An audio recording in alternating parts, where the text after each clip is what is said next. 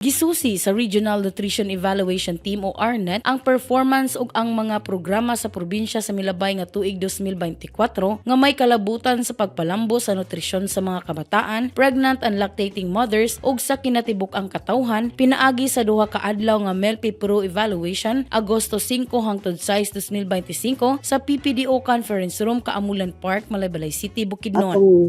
Atong mga evaluator karon ilang gitan-aw kung ang atong mga line agencies na nag-conduct sa mga nutrition program atong gihimo atong giusa karon kay aron magtan-aw kung unsa ang dagan sa nutrition program sa atong lalawigan. So kini tanan gyud sa atong health, dili lang sa nutrition kay ang nutrition manggod mao ang basic program yun para sa maayong panglawas.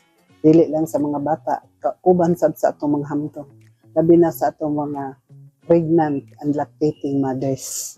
Lakip sa gisusi ang programa sa feeding program, budget allocation, suporta sa mga opisyales, nutritional status sa mga kabataan, ilabi na katong biktima sa ubos nga timbang ug sa stunting. Gipanghinaot usab ni Rebecca R. Hibaya, ang Nutrition Officer 3, nga positibo ang resulta sa maong evaluation aron magpabiling national awardee ang Bukidnon sama sa milabay nga mga tuig. Sanglit, nagpasabot kini nga epektibo ug malampuson ang pagpatuman sa nutritional program dinhi sa probinsya.